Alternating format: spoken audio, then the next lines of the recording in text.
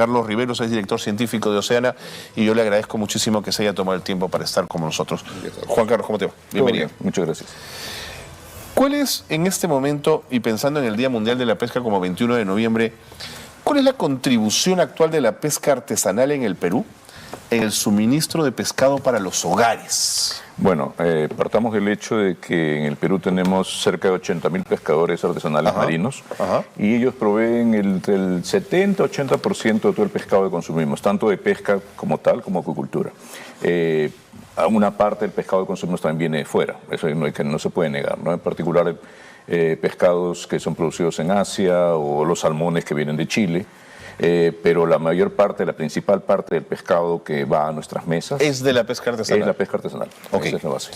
¿Y cuáles son los principales desafíos desde tu perspectiva, Juan Carlos, que enfrenta la pesca artesanal en el Perú en términos de sostenibilidad? Ya, hay dos elementos que son claves aquí. Por un lado, que el pescador tiene que enfrentarse más allá de la cuestión, digamos, laboral, social, si se quiere, al problema de la contaminación ambiental. Hay una fuerte contaminación en torno a los ríos, la contaminación que sale de los pozos petroleros, la contaminación de algunos pozos industriales, pero además también tenemos el cambio climático, que está cambiando bastante las condiciones en las cuales se está trabajando. Y sobre eso se monta el tema de la informalidad, la pesca ilegal, que son problemas, digamos, que podríamos controlar directamente, pero que tienen que ver mucho con la forma como se va organizando y manejando la pesquería o normando la pesquería, ¿no? De acuerdo. ¿Y cómo, Juan Carlos, la pesca artesanal en las áreas naturales protegidas del mar peruano ha logrado mantener ese equilibrio de sostenibilidad entre la explotación del recurso pesquero y la conservación del medio ambiente? Ya, creo que ahí tal vez lo principal es hablar de la Reserva Nacional de Paracas, ¿no? Que es la gran reserva. Tenemos ya casi 50 años de Reserva Nacional de Paracas. Aunque se está peleando por otra en el norte, ¿no, Juan Carlos? Tenemos en estos momentos la posibilidad de tener una nueva área protegida, que es Mar Tropical de Grau. Así es. Básicamente frente a Piura y un poquito frente a Tumbes. Exactamente. La lógica de las áreas protegidas naturales es que se permite la pesca artesanal. Es una actividad que tiene impacto, cierto, pero es un impacto regulado. Hay formas de trabajar directamente con el área protegida y esto permite a su vez de que los pescadores también tengan un beneficio. Es decir, si afuera de un área protegida todo el mundo le entra a un pescado o a un grupo de pescados, dentro de la área protegida hay cierto nivel de control. Y eso permite que los recursos se regeneren. Las áreas protegidas no son espacios cerrados, no son acuarios, son espacios en los cuales se deja que la vida fluya, se puede aprovechar y es más, muchas veces, generalmente lo que ocurre es que los pescados, los recursos que nacen dentro, sirven para reflotar los recursos que se explotan fuera. Entiendo. El caso, por ejemplo, en la Reserva Nacional de San Fernando, tenemos extracción de algas marinas, de erizo, de pulpo más al sur, y eso permite, pues, cuando los pescadores se organizan, que ellos tienen acceso a esos recursos de manera, entre comillas, privilegiada, pero ya de manera también más consensuada, se van ordenando, ¿no? Exacto, y eso permite de que ellos también comiencen a poner normas sociales de control de cuánto se puede usar el recurso. De acuerdo. Juan Carlos, tenía varios temas que quería seguir compartiendo contigo. ¿Cómo se ha establecido y se han mantenido acuerdos efectivos entre las comunidades de pescadores artesanales y las autoridades gubernamentales, que claro, entran a tallar en todo esto, para promover una gestión conjunta del recurso marino?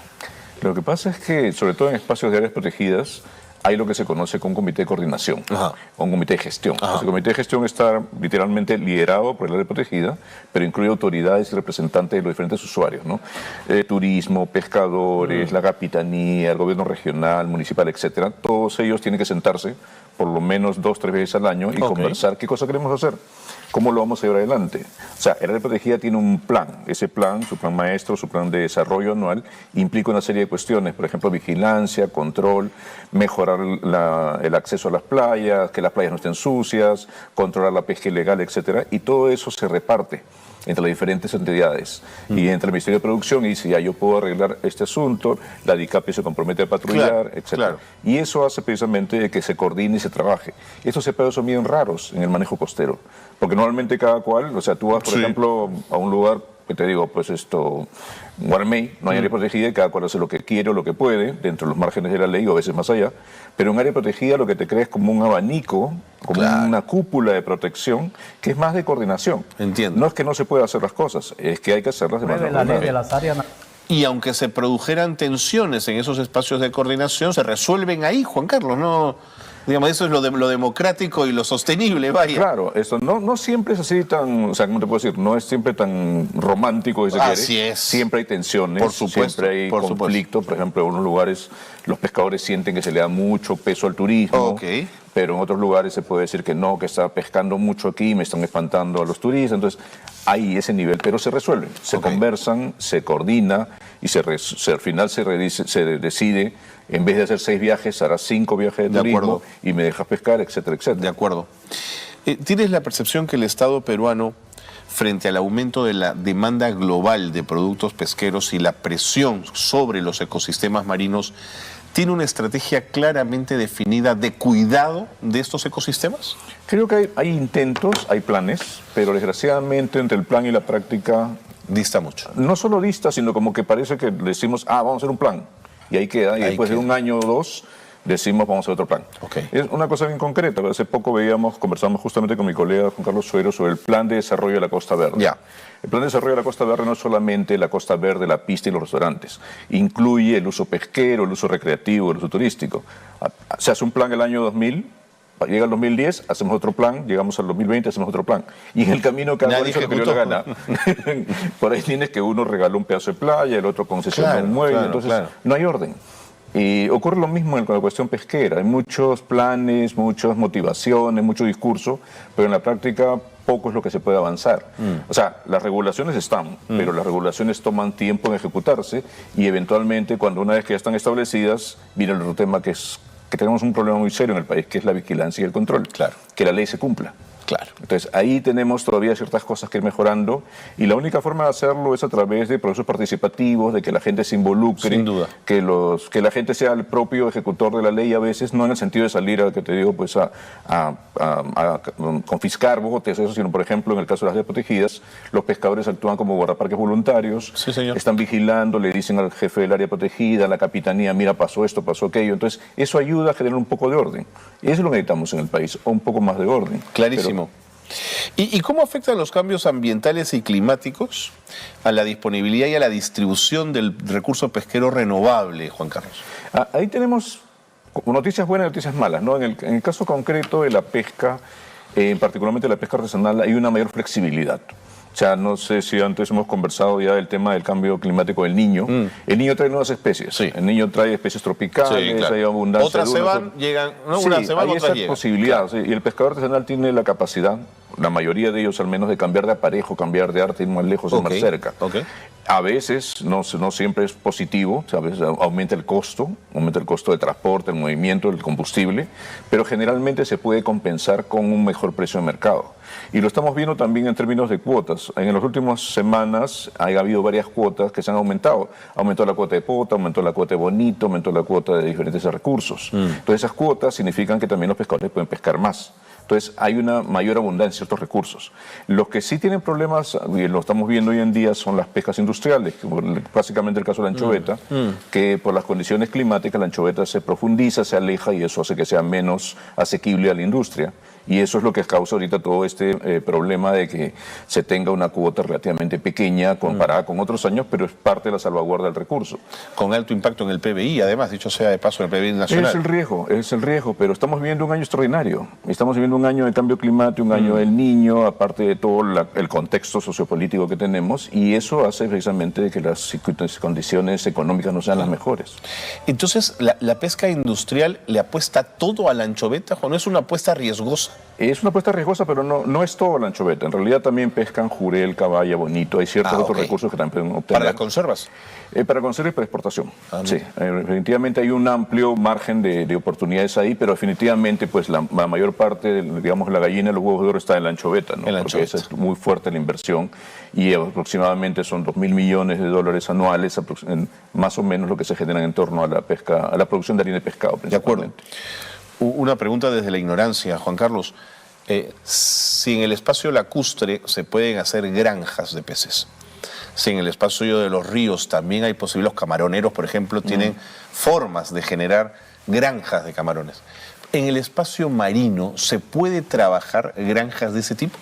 En realidad sí, tenemos condiciones de agricultura en todo el país prácticamente, en toda la costa, principalmente recursos como concha de abanico. Okay. La concha de abanico en buena parte de Sechura, por ejemplo, está principalmente en piscicultura. Son columnas en las cuales se van fijando lo que llama la semilla y con el tiempo eso se van creciendo y uno la va cosechando.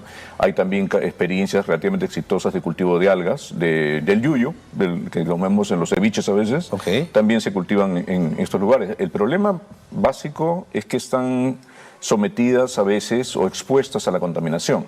En el caso de la bahía de Sechura, por ejemplo, tenemos estas grandes extensiones de cultivos de concha de abanico, sobre los cuales ahora va a haber una concesión de extracción de petróleo. Bueno, hubo antes una concesión de petróleo, pero ahora va a extenderse esta concesión a cargo de Petroperú, con lo cual se ha levantado toda una serie de alarmas y Petroperú realmente está capacitada para manejar este tipo de negocios de alto riesgo, porque estás contraponiendo la producción de agricultura más la pesquería contra el negocio de la producción de petróleo, que no necesariamente es muy bueno. Sin duda. El otro problema que tienen las acuiculturas en general es el tema de la contaminación.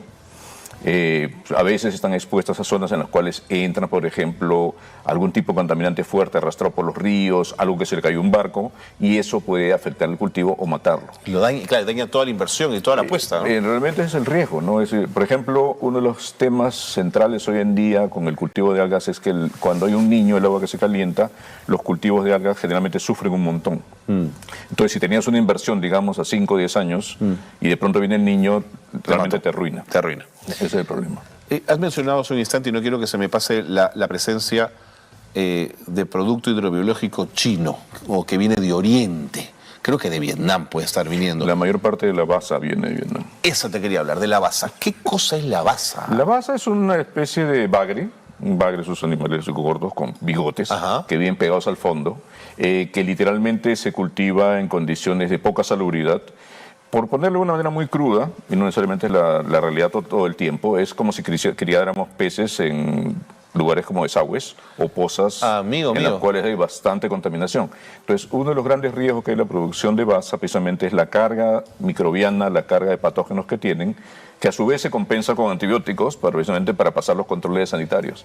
Y el otro tema que tiene es que cuando llegan acá se le cambia el nombre, ¿no? Acá se le vende como suai, como bagre japonés, hay varios nombres comerciales con los cuales se va disimulando la basa. Y en realidad es un pescado bastante poco atractivo. Y muy barato, ¿no? Claro. La producción es barata, la producción es muy barata y ese desgraciadamente es el problema, ¿no? Que lo producen en tan grandes cantidades en condiciones que no necesariamente reúnen en los mínimos requisitos sanitarios, pero llegan acá, pasan con las justas, pasan con 11, digamos, el control sanitario, y acá lo vendemos.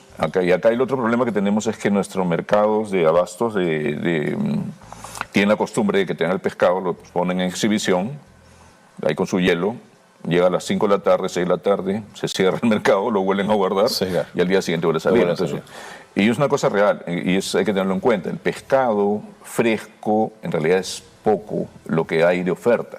El verdadero pescado fresco en realidad lo encontramos en los mercados populares. Que es el mercado que la persona, el señor que compra pescado para venderlo, lo compra en la mañanita, en la madrugada, y lo vende ese mismo día porque no tiene la capacidad de guardarlo muchos días. Claro. En cambio, en un supermercado grande tenemos el riesgo de que siempre hayan pescados que tienen a veces esta semana. Esas ofertas que a veces vemos de pescados como salmones, por ejemplo, que de pronto bajan su precio en la cuarta parte, ya es una sospecha. Y hay que tener mucho cuidado con lo que compramos. De acuerdo. Y, Juan Carlos, ¿cuáles son los desafíos en la implementación de políticas de gestión pesquera de largo plazo? ¿Cómo puede un gobierno, una comunidad colaborar para garantizar la sustentabilidad del recurso en esa estrategia? Creo que hay dos elementos que son claves en este tema. Uno es usar la ciencia. Que por fortuna tenemos un Instituto del Mar que, o sea, no es por vanagloriarse, pero tenemos uno de los mejores institutos del mar del Pacífico. Manejamos el 15% de las descargas mundiales de pescado a nivel global. O sea, de cada 100 pescados que se pescan en el mundo, de cada 100 kilos de pescado que se pescan en el mundo, 15 kilos son pescados en el Perú. Básicamente anchoveta, pero también hay otros recursos. Y esto significa que tenemos que utilizar la ciencia para guiar los procesos, que es lo que debemos enfrentarnos siempre, que tenemos que considerar que no es mala fe que no saques el recurso, que no lo pesca tan chiquito. La idea es que tú simplemente lo vayas utilizando de manera que sea sostenible. Y en segundo lugar es tener un sistema que en parte lo establecen las leyes, que nos permita conocer el estado de los stocks. Es decir, ¿cuánto realmente de bonito hay? ¿Cuánto estamos pescando? ¿Estamos pescando el 50%, el 20%, el 10%? Ese rango de valores es lo que nos garantiza la sostenibilidad. Es decir, en el caso del anchovete es bien simple, nunca pescamos más del 35% del stock. Esa es más o menos la idea, la regla básica. No pescar más de eso, pescar los grandecitos, etcétera, etcétera. Pero ese tipo de estudios necesitamos para otras especies. Necesitamos para la chita, para la caballa, para el jurel, para todos los recursos que utilizamos normalmente. Pero eso es ciencia pura, eso es control, GPS, es medición, eso es ciencia, georreferencia. Exacto, pero también implica un tema de gestión, porque no basta con que yo sepa cuánto hay, sino que también tengo que saber cuánto es lo que sale. Bueno. Porque, o sea, en el caso de la anchoveta y algunos recursos que están muy bien estudiados, muy bien controlados, sabemos prácticamente dónde sale cada anchoveta en el país. Pero, por ejemplo, en el caso del bonito... ¿No sabemos? No necesariamente sabemos. O sea, por ejemplo, una de las cosas más irónicas, conversábamos ayer sobre trazabilidad, anteayer sobre trazabilidad, el caso, por ejemplo, del perico. Ajá. El perico se pesca prácticamente en toda la costa y al frente, en la zona, fuera de la zona económica exclusiva, en más allá de las 200 millas. Y si me lo permites, un buen pescado denostado durante muchos años, se ha ganado su fama nuevamente. Eso es increíble, pero sí, así somos. La cosa es que este pescado, cuando uno lo reporta, no pone ahí en la etiqueta, salió de tal lugar, tal claro. Dice del Pacífico. Claro. Entonces, porque no hay más información. Pero es parte del proceso. O sea, hoy en día, por ejemplo, tendríamos que estar buscando que todos los barcos tengan GPS, tengan sistemas de traqueo satelital. No todos los barcos lo tienen. No todos lo tienen. No lo tienen. ¿No es obligación de las capitanías de puerto? Es obligación, pero es como más o menos como lo que nos ocurre en todos los procesos de formalización. Ajá. O sea, igual, todos los taxis deberían tener, en un momento, ¿te acuerdas? Taxímetro, sí, me acuerdo, claro, lo mismo. Aquí los botes, no todos tienen los recursos para pagar un sistema que es caro. Por otro lado, hay pocos operadores, hay 2, 3 operadores, lo cual cierra un poco el mercado. Claro. Entonces, lo que hay que hacer es que el produce debería facilitar que ingresen más operadores al mercado, que amplíen la oferta y eventualmente eso permita que más personas puedan tener acceso satelital. Más operadores podrían bajar los precios de los equipos también. Es lo que se espera, porque no solamente es el equipo, sino el servicio. Claro. Es como contratar un servicio de telefonía celular, si se quiere. Claro. Porque lo que tú necesitas al final no es solamente saber dónde pescaste, sino, por otro lado, la seguridad de que en caso pase algo, que no es raro que deje de pasar, alguien sepa dónde estuviste, dónde estás. Okay. Ese es parte del tema, es un tema también de seguridad.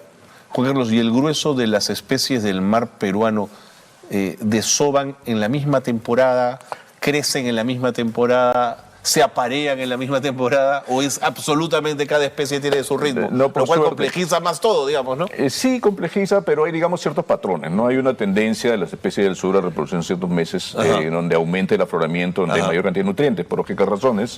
Porque si van a tener hijos, entre comillas, necesito que tengan comida. Claro. O también los animales que necesitan comida para juntar, para producir los huevos. Claro. Entonces, hay una serie de ciclos. No todas las especies actúan de manera similar, pero sí hay una tendencia que todas tienen cierto patrón dependiendo de la abundancia de recursos. Además, una buena parte de los peces, los juveniles, se pegan a la costa porque en la costa encuentran donde esconderse. Lógico. O sea, imagínate, pues el mar en realidad es un cubo enorme de agua. Claro. Y solo en la costa hay donde meterse, donde esconderse, donde vivir, donde pasar desapercibido para que no te coma, entre comillas, un depredador. Bueno, es un depredador finalmente. Pero además porque en las orillas encuentras las algas. Las algas son la estructuración, es el bosque tropical submarino. Entonces, en una comunidad de algas, tú encuentras decenas, cientos de animales, cientos de especies que viven todas ahí arremolinadas y generalmente, entre comillas, en armonía, porque de chiquitos no se van a comer unos a otros. Ya cuando crezcan veremos conversar, pero tú tienes erizos, caracoles, diferentes clases de moluscos, equinodermos, etcétera, y todos los pececitos pequeñitos todavía. De acuerdo. Por eso ha sido fascinante ver cómo grupos de ecologistas en la zona de los órganos en Piura defendían que se quedara una vieja plataforma petrolera que claro, la empresa petrolera tenía por obligación que retirarlo, ¿no es cierto? Pero se había creado tal ecosistema marino en torno a ello que decían, no, mejor dejémosla ahí. Exacto, estuvimos precisamente el verano pasado, uno de los últimos testigos, digamos. Levantamos un montón de información de video, fotografía, una belleza, el lugar comparable pues, a los arrecifes que uno ve, pues imaginan el Caribe. Exactamente. Extraordinaria biodiversidad. Pero además, como te decía hace un rato, ¿no? Este es un espacio que se genera en medio del mar, bueno, no tan en medio, está con unas cuantas millas de la costa, y es para los animales como tener un arrecife, un lugar en el cual llegas y puedes asentarte. O sea, en el mar no hay donde pararse, entre comillas. Entonces, cuando tú encuentras una estructura en medio del mar, pues te pegas y encima se pega otro. Claro. No hay un solo centímetro cuadrado que no esté cubierto por algo. Es una maravilla, es increíble. Es como, literalmente como ver una frazada hecha de animales y de plantas que están conviviendo todos ahí. Fantástica, Algo ¿no? increíble. Increíble. Bueno, Juan Carlos, creo que hemos agotado varios temas. Te he explotado esta mañana. Gracias por estar con nosotros. Gracias a Oceana por el compromiso con el medio ambiente y con el mar. Exacto. Muchas gracias. Muchas gracias a ti. Juan Carlos Rivero, director científico de Oceana, está con nosotros en el programa. Hemos conversado con él de varios temas y lo seguiremos haciendo con la gente de Oceana todos los viernes. Pausa y volvemos.